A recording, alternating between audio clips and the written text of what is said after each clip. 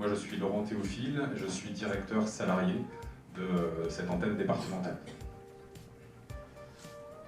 Donc France Nature Environnement, un peu comme le 1%, est une fédération et on réunit à l'échelon national à peu près 9000 associations, ce qui fait de FNE la première fédération d'associations de protection de l'environnement en France.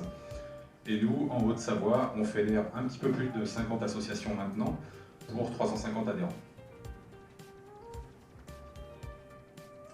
Au niveau humain, c'est aussi une équipe de 13 salariés. Pour une association départementale, ça commence à être intéressant, avec toute forme de profil, des éducateurs en environnement, des scientifiques, une juriste, on en reparlera un petit peu après. On a aussi beaucoup d'administrateurs bénévoles qui siègent dans des instances départementales et qui sont aussi là pour diriger l'association au sein du conseil d'administration. Plus des bénévoles, de plus en plus nombreux, qui nous rejoignent pour nous aider dans nos missions au quotidien. Donc FNE est une association militante. Quand on dit militant, on parle forcément de combat, mais il n'y a pas que les combats juridiques. Malheureusement, une image qui nous colle un peu trop à la peau. Il y a aussi des combats du quotidien pour connaître notre nature, parce que mieux la connaître, c'est aussi mieux la protéger. Donc on a des projets comme le projet CIMAE aujourd'hui qui est soutenu par certaines entreprises du 1%. C'est un projet de thèse, un projet scientifique, mais qui se veut aussi militant parce qu'il va étudier l'impact du dérèglement climatique sur les zones humides d'altitude. Donc on s'intéresse aussi au lynx, aux problématiques de l'eau. Là aussi un sujet à enjeu que tout le monde ne peut plus ignorer aujourd'hui. Un autre combat concerne l'éducation à l'environnement. Donc on a une équipe d'éducateurs qui intervient dans les écoles du département, à peu près 400 animations par an.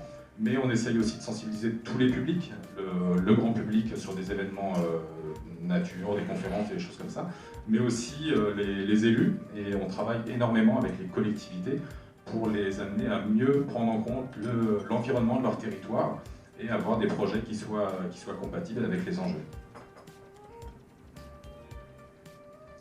En tant qu'association agréée pour la protection de l'environnement, on a un rôle et une place dans certaines instances pour porter la voix de l'environnement au sein de certaines institutions, et ça nous permet de donner des avis qui ne sont pas forcément toujours écoutés malheureusement, mais en tout cas on peut donner des avis, on a le droit de s'exprimer, on le fait, sur des projets d'aménagement type PLU, les SCOT, enfin les gros projets d'aménagement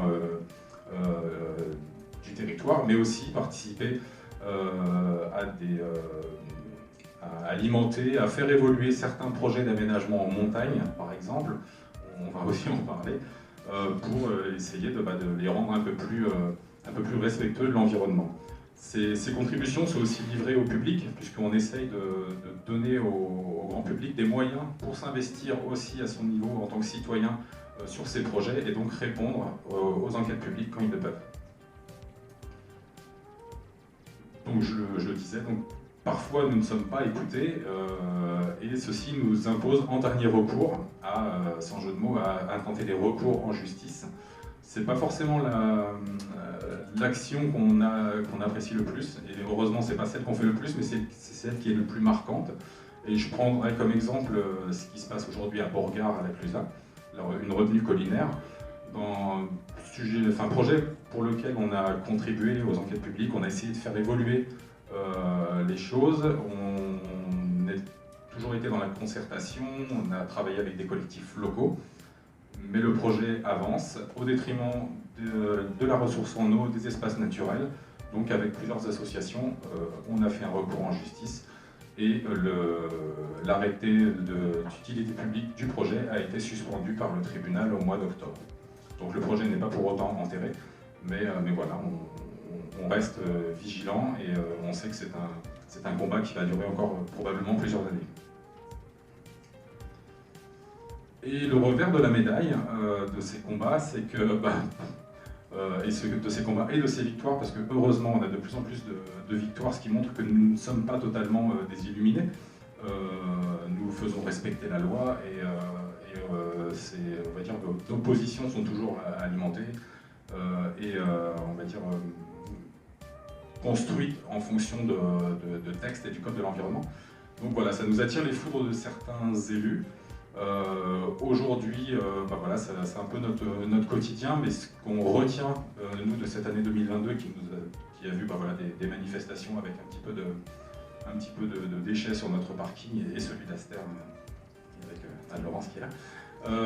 Voilà, ce qu'on retient, c'est que malgré ça, on a de plus en plus de soutien de particuliers qui nous rejoignent et d'entreprises. Quand je vois aujourd'hui le nombre d'entreprises qui font partie ou qui rejoignent le 1%, je me dis qu'il y a quand même de l'espoir et de belles choses à faire, puisque c'est notre territoire et je pense qu'on a tout intérêt à collaborer, à travailler ensemble pour se garantir un territoire où il fait bon vivre tout simplement.